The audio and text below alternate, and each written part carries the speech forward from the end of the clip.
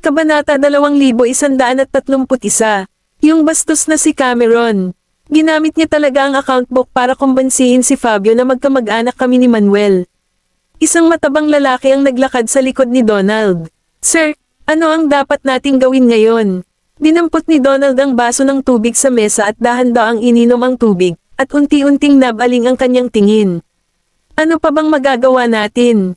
Kaya ko lang iwanan itong chess piece ko para mapatunayan ko ang loyalty ko kay Mr. Puzo.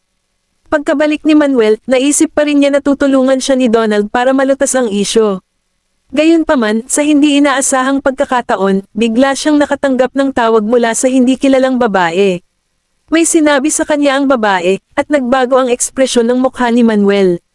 Paano ito posible? Maniwala ka man o hindi, Mr. Estrada, sa tingin mo ba talaga tutulungan ka ni Donald? Napagpasyahan niyang itulak ka palabas sa ilang. Dapat humanap ka ng paraan para makatakas ngayon. Kung hindi, baka paalisan ka pa ni Donald para protektahan ang sarili niya. May gustong sabihin si Manuel, ngunit tinapos na ng kabilang partido ang tawag. Nagpanik siya. Si Donald ang nagtanong sa akin na gawin ang lahat. Pinlano ko talaga na patuloy na protektahan ang kanyang pagkatao hanggang sa huli. Gayunpaman, pinaplano na niya akong isakripisyo sa sandaling mabunyag ang account book. Hindi ako pwedeng umupo na lang dito at maghintay na dumating ang aking kapahamakan. Kailangan ko munang makaisip ng paraan para makaalis muna sa lugar na ito. Si Seyday, na nakaupo sa isang kotse, ay tinanggal ang log ng tawag at tumingin sa labas ng bintana. Ang gusaling matatagpuan sa tapat niya ay ang tirahan ni Serrano. Pagkatapos ay nagsulat siya ng isang text message, ipinadala ito kay Wayland, at tinanggal din ang mensahe. Kasabay nito, sa pag-aaral ng Southern Residence, nalaman ni Sonny kay Wayland na iiwan ni Donald si Manuel at tumawa siya ng malakas. Nakita na ni Manuel ang totoong kulay ni Donald sa pagkakataong ito, at sa tingin ko ay kikilos siya laban kay Donald para iligtas ang sarili niyang asno. Sakto lang ang oras, dapat tayong gumawa ng ating hakbang ngayon. Pagkatapos nun, tumingin siya kay Cameron. Cam, dapat pumunta kayo ni Wayne sa pier at magbantay. Magsama ka ng ilang lalaki at gamitin mo sila. Dapat mong hulihin si Manuel sa sandaling lumitaw siya. Bumangon si Cameron. Nakuha ko. 4:00 ng hapon. Maagang dumating sina Cameron at Wayland sa pantalan, at inatasan din nila ang kanilang mga tauhan na magtago sa paligid ng pantalan at ihanda ang kanilang sarili para sa isang palihim na pag-atake. Tumingin si Cameron sa labas ng bintana. Sigurado ka bang aalis si Manuel sa East Islands? Ipinatong ni Wayland ang kamay sa manibela at diretsyong nakatingin sa harapan. Kung nalaman mo na may nag-iwan sa iyo at gusto mo pang mamatay, magkakaroon ka pa ba ng lakas ng loob na manatili dito? Sa sandaling napilitan siya sa isang mahirap at masikip na sulok, hindi man lang naprotektahan ni Manuel ang kanyang sarili. Hindi siya tutulungan ni Donald. Itutulak lang niya siya doon para mamatay at baka wakasan pa siya para patahimikin siya. At kung hindi siya makakaipon ng pera sa loob ng 3 araw, hindi siya pababayaan ni Fabio sa usaping ito. Kapag nahaharap sa dobleng problemang ito, imposible para kay Manuel na magkaroon ng lakas ng loob na magpatuloy na manatili sa East Islands. Ang tanging paraan niya para mabuhay ay ang makatakas sa isla. Isinandal ni Cameron ang kanyang braso sa gilid ng kanyang noo. Alam mo na isasakripisyo ni Donald si Manuel. Kaya naman sinasadya mong i-induce siya para tumakas. Nilhinggan siya ni Wayland. Ang pagpayag sa kanya na makatakas ay isang dahilan lamang. Imbes na hayaan siyang mapatay, mas mabuting mahulog siya sa ating mga kamay. Kapag nabigo ang plano ni Donald, at maaari tayong kumuha ng ebidensya mula kay Manuel, iyon na ang katapusan para kay Donald. Tinitigan siya ni Cameron at walang sinabi. Noon pa man ay gusto kong alisin si Manuel, ngunit hindi ko akalain na ang pagkamatay ni Manuel ay maaaring humantong sa pag-alis ni Donald. Hinulaan ng tatay ko na hindi susunod si Donald. Dahil gusto ni Donald na gamitin si Manuel para makakuha ng kapangyarihan, hindi siya papayag na pagbabantaan siya ng kanyang pawn, lalo na kapag malayo pa siya para makipag head-to-head kay Fabio. Kaya, ang tanging pagpipilian niya ay isakripisyo ang kanyang pawn at itulak ang lahat ng sisihin sa pawn na iyon. Walang pakialam si Fabio sa buhay o kamatayan ni Manuel. Ang tanging bagay na mahalaga sa kanya ay ang saloobin at katapatan ng isang tao. Ang diskarte ni Wayne ay iligtas ang buhay ni Manuel at gamitin siya para pigilin si Donald. Iyan ang gagawin ng matatalinong tao. Hindi katakataka na malaki ang pag-asa ng tatay ko sa kanya. Kung ang lalaking ito ay magiging kalaban ng Southern Clan, baka hindi ako ang kakampi niya. Bakit ka nakatitig sa akin? Kabanata 2132. Bumalik sa katinoan si Cameron at nahuli ang tingin ni Waylan. Kanina ko pa ba siya tinatitigan? Tumikim si Cameron at tumalikod. Lumaki ka ba na kumakain ng walnuts? Mga walnut. Kumunat ang noo ni Waylan, damilat, at saka nagbigay ng mahinang ngiti. Iyan ay medyo mapamahiin. Ngunit pinupuri mo ba ako, Mr. Southern? Tumingin siya sa labas ng bintana. Kahit ano, malaya kang mag-isip kung ano ang gusto mo. Hindi niya alam kung dahil ba iyon sa mga chismis, pero medyo nakaramdam siya ng awkward kapag kasama niya si Waylan. Dapat narinig niya rin ang mga chismis na iyon, ngunit hindi niya ito sineseryoso. Hindi kaya ako lang ang nag-iisip tungkol dito. Alas 5:30 ng gabi, nagmaneho si Manuel sa pier. Pagkagising pa lang ni Florence sa backseat, laking gulat niya nang makita ang sarili na nasa sasakyan. Naisip niya tuloy ang mga salitang sinabi ni Manuel sa kanya bago siya pinatay at nagalit. Saan mo ako dadalhin? Manuel Estrada, mas mabuting bitawan mo ako. Napatingin si Manuel sa rearview mirror. Hindi ba obvious? Isasama kita sa ibabaw ng aking bangkay. Hindi ako aalis kasama mo. Ngayon, bitawan mo ako. Sinubukan ni Florence na buksan ang pinto ng sasakyan, ngunit nakalak ito. Pagkatapos ay sinubukan niyang ibaba ang bintana at gustong makawala dito. Umungol si Manuel at dali-daling isinara ang bintana. Nawala ka na ba sa isip mo? Inuutusan kita na bitawan mo ako. Hindi siya pinansin ni Florence at ayaw sumama sa kanya. Sumakay siya sa driver's seat, sinubukang kunin ang manibela, at ang out of control na kotse ay lumiko pa kaliwa at kanan. Tinulak siya ni Manuel at pinaandar ang sasakyan. Kinamot ng kotse ang batong pader sa gilid ng kalsada. Pinagpapawisan si Manuel. Nagnangalit siya at nagbanta, kung gusto mong bumaba tulad ng ginawa ng iyong ama, maaari mo akong subukan. Halatang natakot si Florence ngayon lang, pero nakabawi siya sa ulirat ng mga sandaling iyon.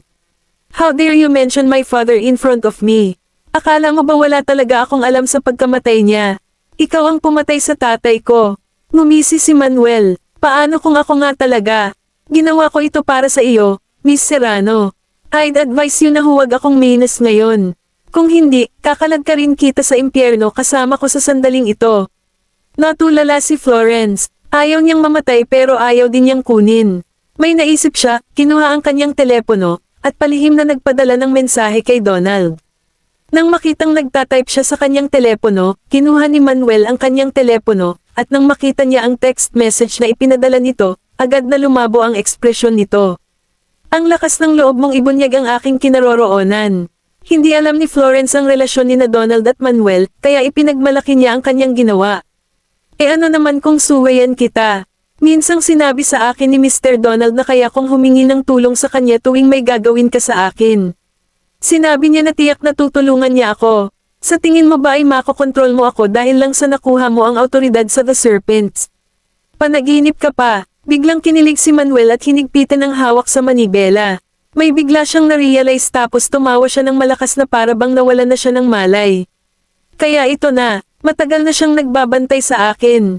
Lalong natakot si Florence, lalo na nang makita niyang parang baliw na umaapak sa accelerator. Anong pinagsasabi mo? Dahil ang gusto mo lang ay pagsamantalahan ako, bakit ako tatakas? Kung kailangan kong mamatay ngayon, kasama mo ako sa impyerno. Binilisan niya, at may junction na hindi kalayuan sa kanila, pero hindi man lang niya inikat ang manibela. Nag-hysterical na sumigaw si Florence, Manuel Estrada, huminto ka, mabilis na lumabas ang kotse mula sa batong bakod at diretsyong nahulog sa gilid ng burol na may malakas na tunog. Ang mga sasakyan sa likod na nakasunod sa kanila ay sunod-sunod na nagpreno, at si Mateo ay nagmamadaling lumabas ng sasakyan.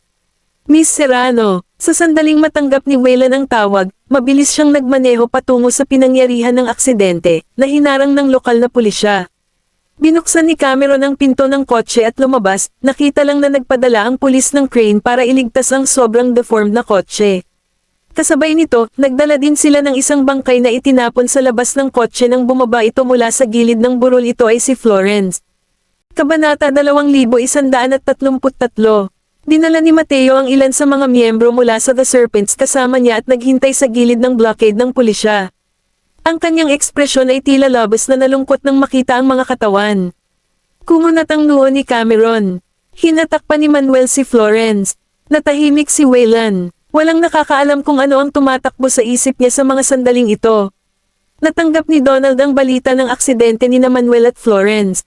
Pagkatapos ay inilagay niya ang kanyang cellphone sa mesa, kinurot ang paanan ng isang baso ng alak, at bahagyang pinaikot-ikot, nakaramdam ng kasiyahan. Lumapit sa kanya ang isang matabang lalaki. Sir, alam talaga ni Manuel na iiwan mo siya doon at pinili mong tumakas kasama si Miss Serrano. Alam ko na iyon. Inilipat ni Donald ang tingin sa salamin. Sayang na kahit ang Diyos ay hindi na siya papanig sa pagkakataong ito. Kung hindi siya nagdala ng pasanin kasama niya, matagumpay siyang nakatakas. Isang babae pa rin ang nagpabagsak sa kanya sa huli. Wala man lang akong kailangang gawin. Nang ipinadala sa akin ni Florence ang text message na humihingi ng tulong, alam ko na nailalabas ni Manuel ang kanyang sorry sa isla. Noong una ay nag-aalala ako na mahuhulog siya sa mga kamay ng Southern Clan, ngunit hindi na magiging maayos ang mga bagay ngayon na ang istorbo ay naalis na ng tuluyan. Kumunat ang noo ng taong grasa. Sir, hindi mo ba iniisip na kakaiba? Paano nalaman ni Manuel na iiwan mo siya doon para mamatay? Ang tanging nakakaalam tungkol sa pakikipagkita mo kay Buchanan ay ang mga tauhan ni Fabio. Huminto saglit si Donald, inangat ang ulo, at mukhang nagtatampo ang kanyang tingin. Walang pakialam si Fabio sa buhay o kamatayan ni Manuel. So, parang may gustong tumakas si Manuel. Mukhang ang isang taong nagtatrabaho para kay Fabio ay hindi kasing linis at tapat na tila. Inubos niya ang alak sa isang subo, tumalikod, at tinanong ang taong matabang, may nahanap ka ba tungkol sa pangyayari sa account book? Sagot ni Fatty, I heard it's the person who took over the commune. Siya yung nakaalam ng issue sa account book. Siya dapat ang nagsabi nito sa Southern Clan. Lumamlam ang ekspresyon ni Donald, ngunit walang makapagsasabi ng eksaktong nararamdaman niya. Sino ang taong iyon? Walang pagdadalawang isip na sagot ng matabang lalaki, may chismis na siya ay may pangalang Nilbeck. Kinuha siya ni Cameron mula sa ibang bansa. Isinugod sina Cameron at Wayland sa ospital bandang 8 AM Mateo at ilan sa mga lalaki mula sa The Serpents na naghihintay sa labas ng ICU si Manuel ang nasadyap sa loob. Bumaba ng sasakyan si Florence at namatay on the spot dahil hindi naka-seatbelt. Sa kabilang banda, nanatili si Manuel sa driver's seat dahil sa seatbelt. Gayunpaman, ang harap ng kotse ay malubhang nasira, at ang kanyang mga pinsala ay lubhang komplikado. Ang mga tao mula sa The Serpents ay unang nakakita sa kanila at pinigilan silang mapagbantay. Kinawian ni Mateo ang kanyang mga tauhan, sinenyasan silang bumigay, at naglakad patungo kina Cameron at Wayland. Mr. Southern, nagtataka ako kung bakit ka nandito. Bahagyang tumango si Cameron. I'm very sorry for Miss Serrano's death. Ang aking pinakamalalim na pakikiramay. Bago pa makapagsalita si Mateo, tinuro siya ng isa niyang tauhan at sumigaw, Puff. Kayo po ang hindi makapaghintay na mamatay si Miss Serrano. Ngayong patay na siya, kayong mga taga-Southern Clan ang dapat ang pinakamasayang tao sa Earth. Napapikit si Wayland at pinandilatan ang lalaki. Kung hindi sinubukan ni Manuel na ilayo si Miss Serrano, tatayo pa ba tayo dito ngayon? Tatanggi na sana ang lalaki nang pigilan siya ni Mateo. Si Manuel ay miyembro ng The Serpents. Tayo ang maghuhukom sa kanyang ginawa. Kami rin ang mag-iimbestiga sa insidente ni Miss Serrano. Kaya hindi mo na kailangang istorbohin ang iyong sarili sa mga bagay na ito. Napangiti si Wayland. Nandito kami para imbestigahan ang sanhi ng aksidente. Natarante si Mateo. Bakit mo gustong gawin iyon? Marahan niyang paliwanag, nakipagsabuatan si Manuel kay Donald sa likod mo. Gayunpaman, pagkatapos na maging magulo, nalaman niyang malapit na siyang patayin ni Donald, kaya pinili niyang tumakas mula sa East Islands. Pero hindi namin nakalain na dadalhin niya si Miss Serrano at sadyang magdudulot ng aksidenteng ito. Kahit ano, anak pa rin ni Mr. Serrano si Miss Serrano. Kaya hindi ba dapat may karapatan si Mr. Serrano na malaman kung ano ang nangyari at ang dahilan kung bakit ito nangyayari?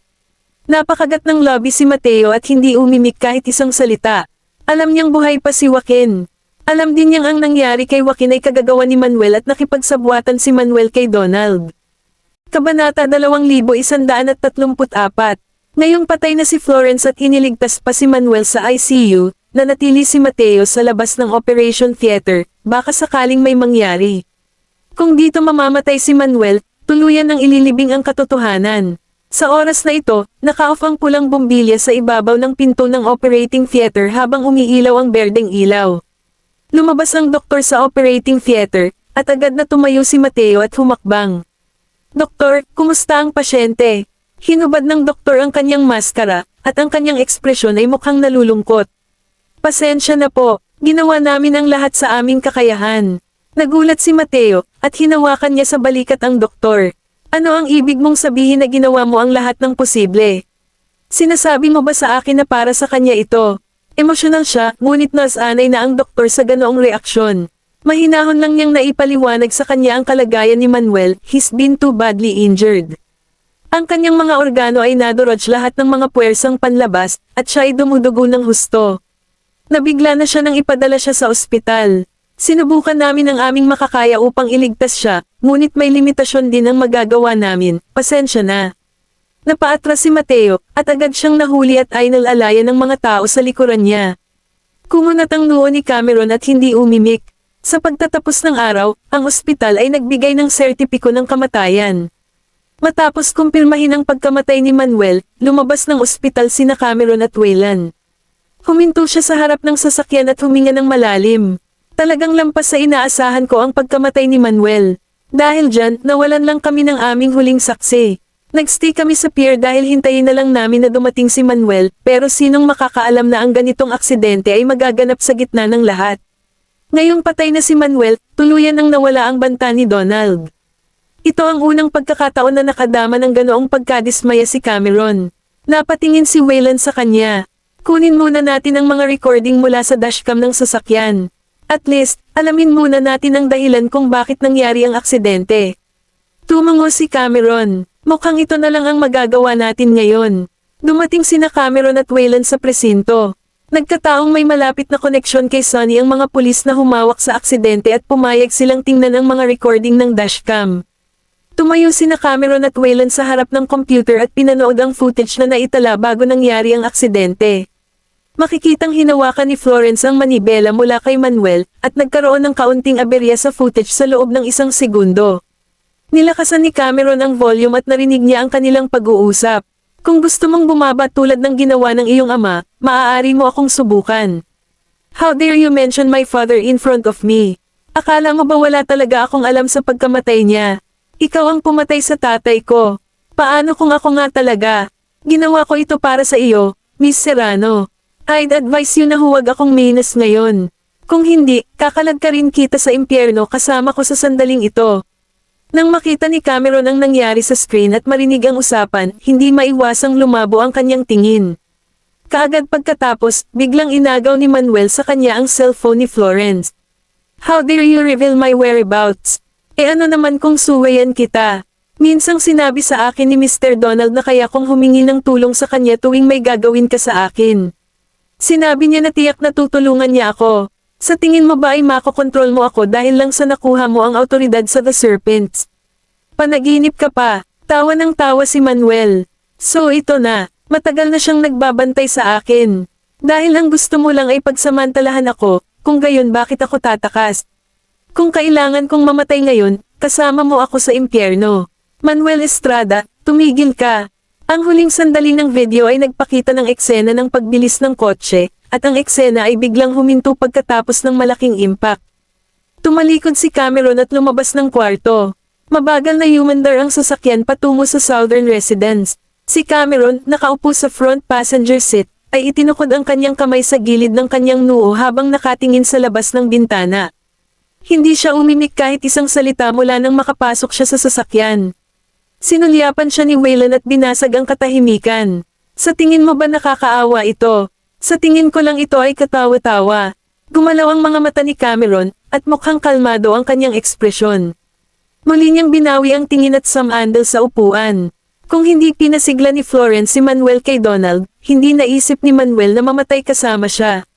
"Hindi ko inaasahan na ang dahilan ng aksidente ay siya ang may kasalanan." Kabanata 2135. Sa huling sandali ng recorder, kahit sino ay makakakita at makakarinig sa mental breakdown ni Manuel. Nararapat man na mamatay si Manuel, hindi dapat ginawang biktima si Florence. Gayunpaman, siya ay isinangkot pa rin ni Manuel at kalaunan ay namatay dahil sa kanyang sariling kamangmangan. Napangiti si Waylan. Hindi ko inaasahan na mayroon kang ganyang sentimental side, Mr. Southern. Lumingon siya para tingnan siya. Hindi lang ako nakakasundo, 5 kilometro lang ang layo namin sa pier, at muntik na namin siyang mahuli. Sinong mag-aasam na mangyayari ang ganoong bagay? Mas maganda ang pakiramdam ko kung si Manuel at Florence ay pinatay noong papunta sila sa pier. Hindi bababa sa isang direksyon ang magpapakita sa akin, at malalaman ko kung sino ang sumunod sa kanila. Kaya kung gumawa ng move sa mga taong iyon. Gayunpaman, sila ang naging sanhi ng aksidente, kaya walang anumang palatandaan. Wala man lang kailangang gawin si Donald. Habang iniisip niya iyon ay lalo siyang nagagalit. Sa huli, nakaligtas si Donald dito sa madaling paraan. Bumagal si Waylan. May mga nangyari, at wala tayong magagawa para baguhin iyon, ngunit palaging may solusyon. Humalukip-kap si Cameron. Si Fabio ay isa ng malaking problema na dapat lunukan at harapin, at kailangan lang ni Donald na dalhin ang kanyang sarili sa equation. Ito ay walang katapusan. Ngumisi siya. Mukhang hindi ka kasing kakayahan ni Noel Ace pagdating sa pagpigil sa iyong emosyon. Nagulat siya, saka tumingin kay Waylan. Nga pala, anong klaseng sama ng loob meron si Noel Ace kay Donald? Alam niya na noong una niyang nakita si Noel Ace, nasugatan ito at nakalutang sa dagat. Malamang na hindi siya makakaligtas kung hindi niya nakatagpo ang kanyang bangka at hindi siya natagpuan ng kanyang mga tauhan.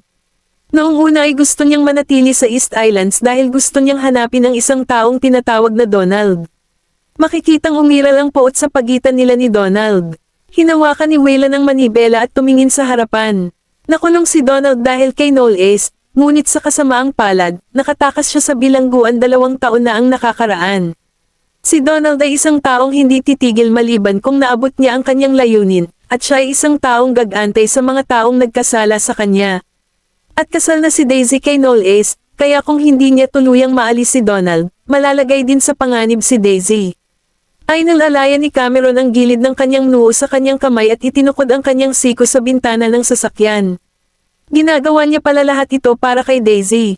Wow, parang nabigo akong makita ang loving side na taglay niya. Hindi lang para kay Daisy, mahinahong tugon ni Waylan. Kung patuloy na makakawala si Donald ng walang parusa, sa sandaling bumalik siya sa Yaramor sa tulong ng kapangyarihan ni Fabio, ang mga Knowles ay magiging target din ng kanyang paghihiganti. Ang pinakahinahangaan ko kay Noel Ace ay hindi siya natatakot na ilagay ang kanyang sarili sa linya at sa panganib. Maaari niyang ihiwalay ang kanyang sarili sa lahat ng mga taong nangangailangan ng kanyang proteksyon at lumaban ng mag-isa. Kahit na iniisip ng marami na pinaglalaroan niya si kamatayan, naiilang lang siyang ipakita ang kanya. Kahinaan sa harap ng kaaway. Humalaklak si Cameron. Kung gayon, dapat kang matuto mula sa iyong bayaw. Para maprotektahan mo ang iyong asawa kapag nakahanap ka ng isa sa hinaharap. Walang sabi-sabing ngumiti si Waylan. Pagdating ng sasakyan sa Southern Residence, bukas pa rin ang mga ilaw sa sala. Hindi pa natutulog si Sonny habang hinihintay ang resulta. Tila, nalaman niya ang tungkol sa aksidente na naabutan ni Manuel. Nang makita silang pumasok sa bulwagan, iniulat ng mayordomo, bumalik na ang iyong master. Itinaas ni Sonny ang kanyang tingin, at lumapit si Cameron sa kanya. Namatay sina Manuel at Florence sa aksidente. Nang marinig ito, huminga ng malalim si Sonny, at lumamlam ang kanyang ekspresyon. Hindi ko inaasahan na si Florence ang kasama ni Manuel. Nag-cross arms si Cameron. Gusto siyang ilayo ni Manuel, pero sinong mag-aakala na tatawagan ni Florence si Donald at pasiglahin siya kapag nasa sasakyan sila. Kumunat ang noo ni Sonny at dahan-daang bumangon pagkaraan ng ilang sandali. Sige, buong araw kayong nagpapalipat-lipat sa bayan. Magpahinga ka muna. Tungkol naman sa pagkamatay ni Florence, ipapaalam ko kay Joaquin bukas. Anak niya si Florence, at may karapatan siyang malaman ang tungkol doon. Umakyat si Cameron sa itaas. May naisip si Sonny at tumingin kay Waylan. Wayne, dapat mong kunin ang especially iyan na itinalaga mo para manatili sa tabi ni Fabio. Nabalitaan ko lang na dahil sa pagtakas ni Manuel, hinala ni Donald na isang especially iya ang nagtatrabaho kay Fabio. Si Fabio ay palaging isang kaina-hinalang tao at tiyak na titingnan ang bagay na ito. Kabanata 2136. Napapikit si Waylan at tumango pagkaraan ng ilang sandali. Ipapaalala ko sa kanya na maging mas maingat. Kinabukasan, nalaman ni Joaquin na namatay si Florence sa isang aksidente, at agad na namutla ang kanyang mukha. Natulala siya sa kama at hindi makapagsalita ng matagal. Tinapik siya ni Sunny sa balikat. Ang aking pakikiramay. Hindi maitago ni Joaquin ang kanyang kalungkutan, at ang kanyang ekspresyon ay tila malungkot. Hindi ko inaasahan na ang aking pakikipagsabuatan ay papatayin ng aking anak na babae sa kalaunan. Kung malalaman ko ang tungkol sa ambisyon ni Manuel ng mas maaga, tiyak na itataboy ko siya sa lahat ng paraan. Sa kasamaang palad, walang sinuman sa mundo ang mabibiyayaan ng napakaraming kung sa kanilang buhay. Si Mateo ay lumitaw sa labas ng ward sa oras na ito. Boss, sinulyapan niya si Sunny, pumasok sa ward, at lumuhad sa tabi ng hospital bed ng biglaan. Nais ni Joaquin na bumangon sa kama upang alalayan siya, ngunit hindi pa rin ganap na nakaka-recover ang kanyang mga paa, kaya't ang pagbangon sa kama ay wala sa sarili. Anong ginagawa mo, boss? Ako ang may kasalanan sa pangyayaring ito. Hindi ko nabantay ang mabuti ang dalaga, kaya parusahan mo ako. Hindi bumangon si Mateo sa sahig. Kung hindi dahil sa kanyang kapabayaan, hinding-hindi maalis ni Manuel si Florence. Hindi niya namalayan ang nangyari hanggang sa nalaman niyang nawawala si Florence noon ay may kinuha siya at hinabol, ngunit huli na ang lahat. Huminga ng malalim si Joaquin. Hindi mo kasalanan. Ngayon, bumangon ka na. Nagngangalit si Mateo at tumayo. Boss, sinabi ko na sa lahat ng kapatid natin ang pangyayaring ito, at sinabi nila na willing pa rin silang manatili sa iyo at magtrabaho para sa iyo. Kaya simula ngayon, handa akong pamunuan ang The Serpents at makinig sa Southern Clan at sa iyong mga utos. Hindi inaasahan ni Joaquin na si Mateo ay handang magtrabaho sa ilalim niya. Ang tiwala na mayroon siya sa kanya sa paglipas ng mga taon ay hindi nawala sa alisan ng tubig. Napangiti siya. Napakagaan kong marinig ang ganoong pahayag mula sa iyo. Saka siya tumingin kay Sunny. Mr. Southern Senior, ikaw ang nagligtas sa buhay ko. Ikinalulungkot ko na nasaktan kita sa maraming pagkakataon sa nakaraan. Kung hindi lang ako nahuhumaling sa mga bagay-bagay noon, paano ko napabayan ang pamamahala ng The Serpents? Sagot ni Sunny, ang nakaraan ay lumipas na. Oras na ngayon para tayo ay magsama-sama at harapin ang ating kapwa-kaaway bilang isa. Ang pinakamahalagang bagay para sa amin ngayon ay alisin muna si Donald. Ngayong patay na si Manuel, oras na para kumilos si Donald. Sa kabilang bahagi ng isla, sa Rain Hotel, hawak ni Donald ang isang larawan na may hawak na nilbek sa kanyang kamay. Ang kanyang mga mata ay mukhang malabo at mabagsik. Bagamat ang nasa larawan ay nakasuot ng maskara at lihim na nakuhanan ng larawan mula sa isang malayo, hindi niya maiwasang maramdaman na parang pamilyar ang taong ito. Pumasok si Chunky sa kwarto na may dalang tasa ng kape at inilagay ito sa mesa.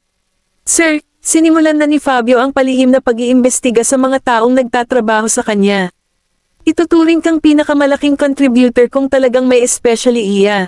Itinabi ni Donald ang larawan.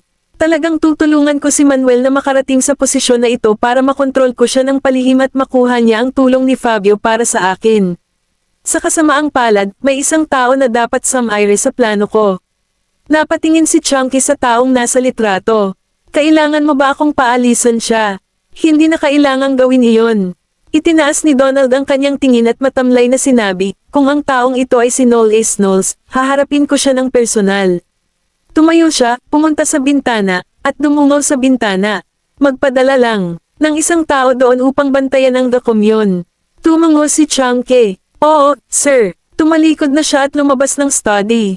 Malungkot at walang awa ang ekspresyon ni Donald. Noel A. Snolls, maaari ka lamang mamatay sa aking mga kamay.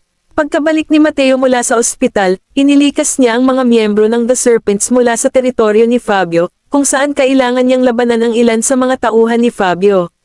Nang malaman ni Fabio ang tungkol sa bagay na ito, hinampis niya ang tasa ng tsaa sa mesa, at nabasag ang tasa sa kanyang mga kamay. Nakakamangha ang eksena kaya walang nang ahas na magsalita. Nanginginig si Buchanan at maingat na sinabi, Mr. Puzo, nabalitaan ko na si Mateo Parrera ay sobrang tapat kay Joaquin Serrano. Kasama namin noon sina Manuel at Miss Serrano, ngunit sa sandaling namatay silang dalawa, ang unang ginawa ni Mateo ay ibalik ang kanyang mga tauhan sa teritoryo ng Southern Clan. Dapat ang Southern Clan ang nag-udyok sa desisyong ito. Kabanata 2137. Ang ekspresyon ni Fabio ay tila nakakatakot na madilim. Kung hindi palihim na ipinaalam ni Manuel ang plano ko, tatakas kaya siya. Ngayong pareho na silang namatay, ang Serpents ay walang pinuno sa ngayon. At huwag nating kalimutan na buhay pa si Joaquin. Ang Southern Clan ay talagang nakaligtas dito bilang ang pinakamalaking nagwagi. Kung si Manuel lang ang namatay sa aksidente, at least masusulit pa natin ang kamangmangan ni Florence. Hanggat nasa ilalim ko pa si Florence, hindi magkakaroon ng lakas ng loob si Mateo na labanan siya. Gayunpaman, ngayong patay na silang dalawa, lohikal na lang nahikayatin ni Mateo ang lahat sa The Serpents na bumalik sa Southern Clan.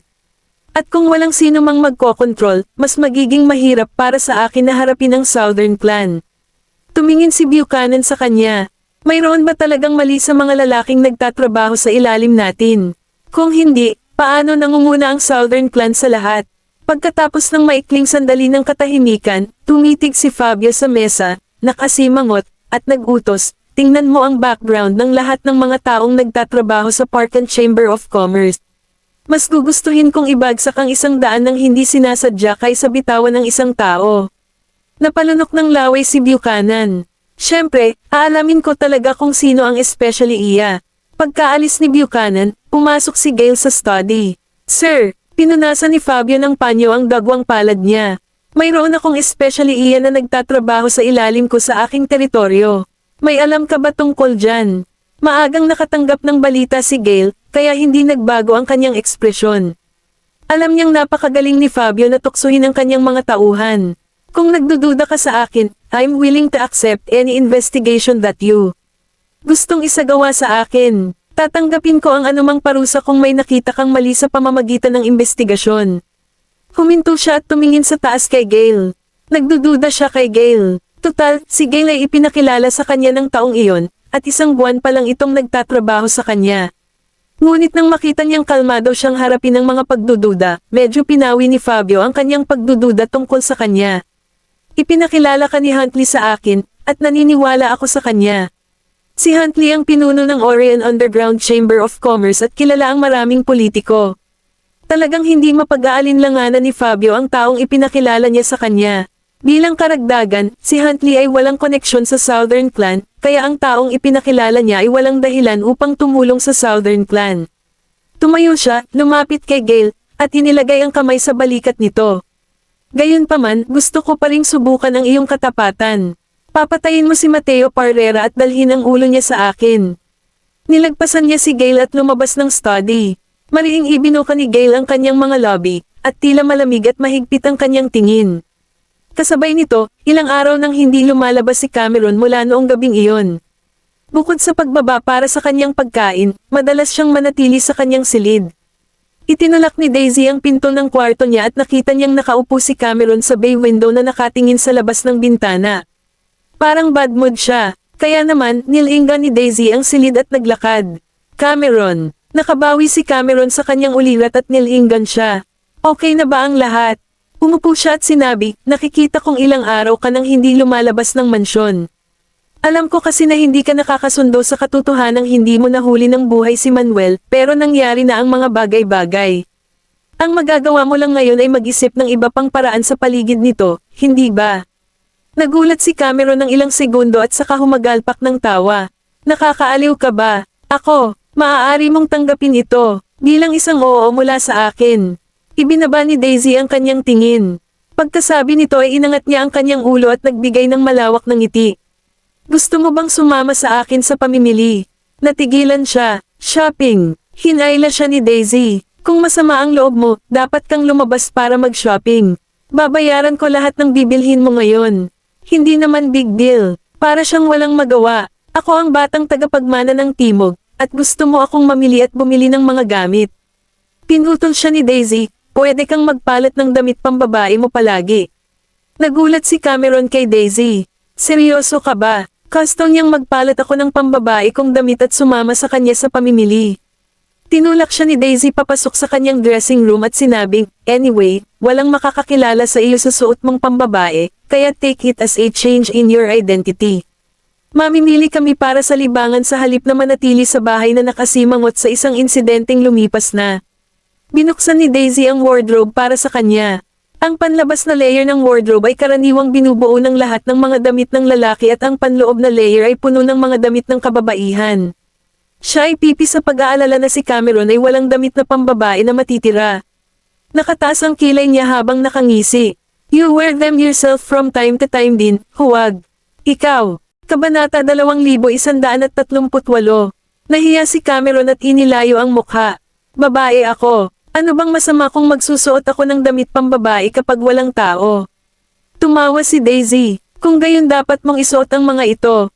Hihintayin kita sa labas. Lumabas siya ng dressing room, hindi nakakalimutang ibalik ang ulo sa kwarto para silipin. Inaasahan kong makita ka na nakasuot ng pambabae. Isinara ni Cameron ang pinto.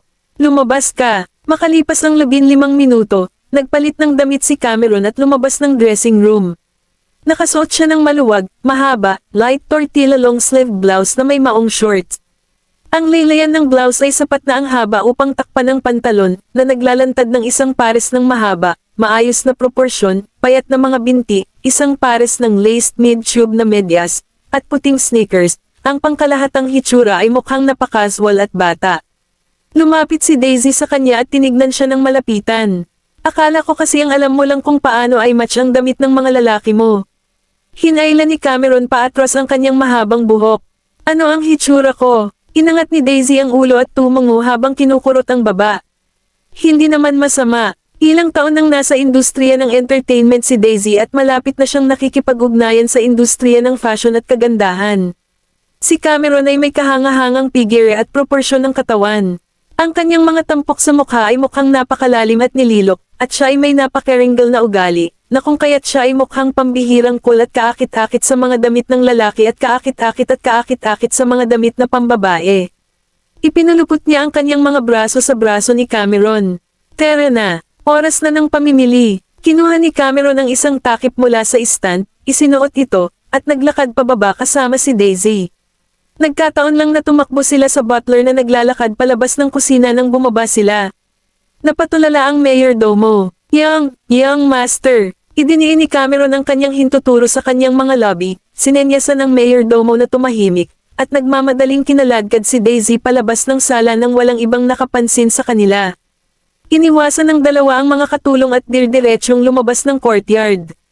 Tiningnan ng mayordomo ang dalawang figure na nawala, dahan-daang bumalik sa kanyang katinuan, at nagpakawala ng walang magawang ngiti. Bihira lang magbihis ng ganito si Young Master kapag lumalabas. Ilang taon ko nang hindi nakikita ang kanyang pananamit na parang babae. Pagkatapos tumakbo ni na Daisy at Cameron palabas ng tirahan sa timog, naglakad sila sa lilim na landas. Hinubad ni Cameron ang kanyang cup at masayang tumawa. To be honest, first time kong lumabas sa araw na nakasuot ng pambabae. Masyadong exciting ito. Napangiti si Daisy mula tenga hanggang tenga. Sabi ko naman sa'yo diba, mas gaganda ang pakiramdam mo kapag lumabas ka para mamasyal. Pinulupot ni Cameron ang kanyang braso sa kanyang mga balikat.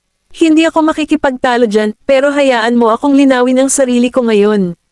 Hindi ako kadalasang nagdadala ng pera kapag lalabas ako ng bahay. Kinapa ni Daisy ang kanyang handbag at kumuha ng credit card. Huwag kang mag-alala, dinala ko na ang akin. Nagtaas ng kilay si Cameron. Gaano ka ba kabukas palad? Napahagikhat si Daisy. Ito ang card ni Waylan. Malaya kang gumastos kahit gaano kalaki ang nilalaman ng iyong puso. Nawala nang masabi si Cameron. Kasabay nito, sa Yuzu Villa. Ibinigay ng waiter kay Knowles ang numero ng isang pribadong silid sa lobby, at saka pumasok si Knowles sa isang elevator. Pumasok ang isa pang waiter nang malapit nang magsara ang mga pinto ng elevator. Ngunit agad niyang ibinaba ang ulo at hindi pinindot ang anumang button sa elevator. Pumikit si Knowles at pinindot ang isang buton para mapaakyat siya sa ikatlong palapag ng mahinahon. Tila nakabawi sa ulirat ang waiter at pinindot ang button na may numerong 4. Huminto ang elevator sa ikatlong palapag at lumabas si Knowles sa elevator. Dahan-daang sumara ang pinto at tinitigan ng waiter si Knowles habang naglalakad ito patungo sa private room number 3301. Sa mga oras na ito, nag-uusap sina Waylan, Sonny, at Mateo sa private room. Matapos hikayatin ni Mateo ang mga miyembro ng The Serpents na umalis sa teritoryo ni Fabio, naging abala siya sa pagpaplano ng kanilang susunod na lilipatan. Pinahihit ni Sonny ang handrail sa windowsill habang nakatayo sa harap ng bintana. Si Fabio ay nagsimulang maghinala na mayroong isang especially iya sa paligid niya at nagsimulang mag-imbestiga at mag-interogasyon sa lahat ng kanyang mga tauhan. Ngayong naalis mo na sa kontrol niya ang The Serpents, hindi ka na niya papakawalan ng ganito kadali. Ibinaba ni Mateo ang kanyang ulo. Naiintindihan ko, pero mentally prepared ako para dito. Kahit na ang buhay ko ay kabayaran, handa akong gawin ang lahat para labanan siya. Nilinga ni Sunny si Waylan. Nagtatrabaho pa rin si Miss Queen kay Fabio. Natatakot ako na baka pagdudahan din siya. Inilapat ni Waylan ang kanyang mga daliri sa bibig ng tasa, at ang kanyang tingin ay nakatuon sa coffee table. Matagumpay niyang napalitan ang pagkakakilanlan ni Gale. Kailangang umasa si Fabio sa kapangyarihan ni Huntley Wyatt upang labanan ang kanyang paraan sa aura, kaya kahit pinaghihinalaan niya si Gale, mag-aalala lang siya na hindi tapat sa kanya si Gale at hindi maghinala na nakikipag-ugnayan siya sa amin sa likod niya. Kaya hanggat hindi pa nadidiscover si Seyday, hindi siya malalagay sa anumang napipintong panganib. Kabanata 2139. Nagulat si Mateo. Si Miss Gale Leroy ba ang iyong especially iya? Si Gale ay isang assassin na nagtatago sa mga tauhan ni Huntley. Kilala siya ng lahat ng Orion Underground Forces bilang Black Widow. Kilala ang babae na sobrang malupit. May chismis na siya ay orihinal na bilanggo sa death row, naghihintay na bitiin. Si Huntley ay ang taong kumuha ng isang tao sa system para palitan si Gale ng isa pang babaeng bilanggo sa panahon ng pagpapatupad at pinalaya siya ng palihim.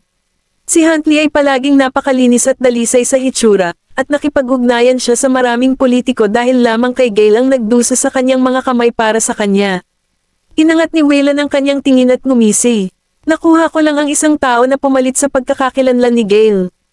Nagulat si Mateo. Paano ang totoong Miss Leroy? Nakapikit si Waylan habang nakatitig sa tsa sa tasa. Ilagay na lang natin ito. Baka hindi siya makapunta dito ngayon. Napabuntong hininga si Mateo. Sino lang ba itong dayuhan na ito? Nakakuha siya ng papalit kay Gale tapos itabi siya kay Fabio. Gayunpaman, dahil walang ibang tao sa mundo ang nakakaalam ng pag-iral ni Gale maliban kay Huntley, kaya kahit magpanggap si Seyday na si Gale, basta't maibigay niya kay Fabio ang ebidensya na magpapatunay sa kanyang pagkakakilanlan bilang Gale Leroy, tiyak na maniniwala si Fabio na siya ay ang tunay na pakikitungo. May kumatok sa pinto, at itinulak ni Knowles ang pinto at pumasok. Nagulat si Sunny nang may nakita siyang bakas ng dugo sa puting lining ng coat niya. Na problema ka ba? Hinubad ni Knowles ang kanyang maskara. Daga lang. Huwag kang mag-alala. Kinuha na. Pangangalaga. Mukhang kalmado at hindi nagbabago ang ekspresyon ni Sunny. Mukhang nakapasok ka sa listahan ng target ni Donald. Tumawa si Knowles, naglakad sa gilid, at umupo. With the account book incident, he'd definitely find out about me eventually. Marahil ay nagsimula na siyang maghinala sa aking pagkakakilanlan at nagpapadala ng isang tao upang bantayan ako. Nakatanggap si Mateo ng tawag sa oras na ito at bumangon. Kailangan ko munang bumalik sa side ni Mr. Serrano. Medyo nag-aalala ako sa kanya. Tiningnan siya ni Sunny at pinaalalahanan siya, mag-ingat ka pa. Tumango siya, huwag kang mag-alala, saka siya lumabas ng private room. Napatingin si Waylan kay Knowles. Ang taong sumusunod sa iyo ay nasa ilalim ng sweldo ni Donald. Napaisip si Knowles, mayroon pa siyang especially iyan na inilagay sa Yuzovilla. Tinarget ako ng waiter pagdating ko dito, pero niloko ko siya para sundan ako sa room 3301. Tanong ni Sunny na may pagtatampo. Nasaan siya ngayon? Sagot niya, nakatali siya sa room 3301. Tinawagan ko na si Mahina doon. Tumawa ng malakas si Sunny. Mukhang ang especially iyan na inilagay sa teritoryo ng Southern Clan bago ito ay talagang nagtrabaho para kay Donald. Si Fabio ay palaging matalino sa lahat ng oras na ito. I bet hindi niya alam na ginagamit siya ni Donald. Kung hindi dahil sa insidente ni Manuel, iisipin ko talaga na ang especially iyan na nakita namin sa teritoryo namin ay galing kay Fabio. Noon pa man ay gusto ni Fabio na The Serpents ay bumagsak sa Southern Clan at masaksihan ang kanyang tagumpay mula sa gilid, ngunit talagang binigyan niya ng pagkakataon si Donald na samantalahin ang sitwasyon. Kung si Fabio ay makikipagdigma sa Southern Clan, na nagiging sanhi ng magkabilang panig. Upang magdusa mula sa malaking pagkalugi, kung gayon ang tunay na mananalo sa digmaan ay palaging si Donald, na nagtatago sa mga anino at nagmamanipula sa buong sitwasyon. Napag-usapan nilang tatlo ang kanilang magiging diskarte sa private room hanggang 1 PM, at si Sunny ang unang umalis sa Yuzovilla. Magkahiwalay na lumabas ng villa sina Knowles at Waylan, at nagkita ang dalawa sa parking lot. Nilinggan siya ni Waylan. Mag-ingat ka lalo. Pinaandar ni Jake ang sasakyan, at binuksan ni Knowles ang pinto. Kung gayon, bantayan mo naman si Daisy para sa akin, kuya. Sumakay na siya sa kotse at lumabas ng parking lot. Napalingon si Waylon sa likurang bahagi ng sasakyan at inilabas ang kanyang cellphone.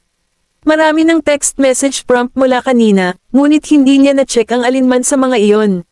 Sinulyapan niya ang screen ng kanyang telepono, nalaman niyang lahat pala iyon ay notification mula sa kanyang bangko, at imangot. Kasabay nito, nabisita na nina Daisy at Cameron ang ilang lugar sa downtown, tulad ng mga commercial shopping mall, street food stalls, arcade, at lahat ng lugar na maaari nilang puntahan. Matapos maglibot sa bayan ng maraming oras, umupo ang dalawa sa labas ng isang open-air cafe para magpahinga. Ipinatong ni Cameron ang kanyang kamay sa gilid ng kanyang noo at hinalo ang bula ng kape gamit ang isang kutsara. Napakaraming pera ng kapatid mo ang nagastos namin. Sigurado ka bang hindi niya ito papansinin? Kabanata 2140. Nginuya ni Daisy ang straw. Hindi siya nagkukulang sa pera. At saka, si Waylon ay palaging mabait, kaya wala siyang pakialam sa pera. Tinitigan ni Cameron ang kalye kung saan dumaraan at nagpupunta. Matagal na akong hindi nakaka-relax. Tumingin siya kay Cameron at alam niya na noong nagpapanggap si Cameron bilang young master ng Southern Clan, hindi siya maaaring maging maluwag at malaya gaya ngayon. Pagkatapos ng lahat ay nakatingin sa kanya bilang tagapagmana ng Southern Clan. Kapakipakinabang na magpahinga at maging iyong tunay na sarili. Pero hindi ko pa nagagawa ang gusto kong gawin, pagtataka ni Daisy. Ano iyon? Seryosong tugon ni Cameron, bisitahin ang kasino. Dinala ni Cameron si Daisy sa Palermo. Ang kasino ay ang pinakamalaking entertainment spot na iaalok ng East Islands at kabilang sa konseho ng lungsod. Kaya, ang mga tao mula sa Southern Clan at teritoryo ni Fabio ay naruroon din bukod sa mga dayuhang manunugal. Papasok na sana si Cameron sa lobby nang may pag-aalalang pigilan siya ni Daisy. Sigurado ka bang gusto mong pumasok? Ngumiti si Cameron. Huwag kang matakot, nasa tabi mo ako. Mamulong siya, natatakot akong malugi si Waylon. Pinulupot ni Cameron ang kanyang braso sa mga balikat ni Daisy. Hindi tayo gagastos ng kahit isang sentimo mula sa iyong kapatid, magtiwala ka sa akin. May 3 palapag sa loob ng Palermo. Maliban sa lobby sa unang palapag, ang ikalawa at ikatlong palapag ay binubuo ng mga pribadong silid. Ang loob ng gusali ay mukhang maningning, na may malakas na 19 na siglong Orient Baroque na impluensya sa panloob na disenyo nito. Makikita ang mga gambling desk saan man sa lobby. Ang mga tao sa kasino ay nakasuot ng matingkad at kaakit-akit na mga damit, at ang eksena ay lubhang maingay. Sinusundan ni Daisy si Cameron nang biglang tumunog ang kanyang telepono.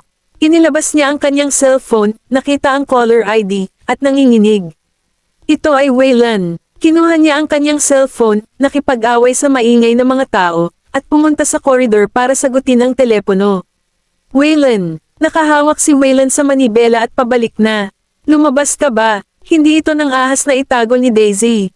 Kung tutusin, alam niyang makakatanggap siya ng mga notification sa tuwing gagastusin niya ang kanyang pera. Oo, namimili kami ni Cameron. Malabong na narinig ni Waylon ang ingay sa background sa kabilang dulo ng telepono. Nasaan ka? Ako, namimili ako. Ngumisi siya, at sinusubukan mo pa ring magsinungaling sa akin. Huwag mo akong hilingin kay Colton na ituro ang iyong lokasyon. Binago agad ni Daisy ang kanyang tugon, nasa Palermo kami. Pinaikit ni Waylon ang kanyang mga mata. Dinala ka ba ni Cameron doon? Natakot si Daisy na masisi siya, kaya sumagot siya, ako ang nagsabi na gusto kong pumunta at tingnan. Nakaramdam siya ng kawalan, pinahit ang manibela, at pinaikot ang sasakyan. Tumayo ka dyan at hintayin mo ako. Sumunod ka sa kanya, at huwag kang gumala-gala. Tinapos ni Daisy ang tawag, bumalik sa lobby, at naglakad-lakad.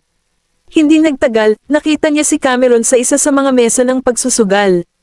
At tila nanalo siya ng malaking halaga hindi nagtagal pagkatapos niyang maupo sa hapag. Nang si Daisy ay hahakbang pasulong, nakita niya ang ilang lalaki na naglalakad patungo kay Cameron. Ipinatong ng blonde na lalaki na nangunguna sa grupo ng mga lalaki ang kanyang braso sa balikat ni Cameron. Sweet cutie pie, mukhang napakaswerte mo. Gusto mo bang makipagsugal sa akin? Inalis ni Cameron ang kanyang tingin sa mesa at pinandilatan siya. Dapat talagang ilayo mo muna ang kamay mo. Ang mga taong nakaupo sa mesa ng pagsusugal ay agad na lumayo, at ang mga manunugal na nakaupo sa iba pang mga mesa ay tumingin sa kanila ng sunod-sunod. Malinaw na ang blonde na lalaki ay medyo may katayuan sa Palermo, at ang iba ay hindi nang ahas na pukawin siya. Humajajak ang blonde na lalaki, mukhang mas interesado kay Cameron, kinurot ang kanyang baba, at itinaas ang kanyang mukha sa publiko. Gustong gusto ko ang isang dilag mula sa East Islands na tulad mo. Halika, sugal mo ako. Pakakawalan kita kapag nanalo ka, pero pag-aari mo ako kapag natalo ka. Nang marinig ito, biglang lumabo ang ekspresyon ni Daisy. Ang kasino na ito ay hindi kabilang sa anumang paksayan sa bayan, at sinumang tagalabas ay maaaring pumunta rito upang magsaya, kaya ang lugar na ito ay may pinaghalong mabuti at masama. Malamang na hindi maganda ang wakas kung magkakagulo tayo dito. Gayunpaman, sinasamantala ng bastard na ito si Cameron sa harap ng publiko. Hindi na nakayanan ni Daisy, pero akmang hahakbang na siya, biglang bumangon si Cameron, pumikit, at ngumisi. Sige, paglalaroan kita. Hinaplos ng blonde na lalaki ang kanyang baba.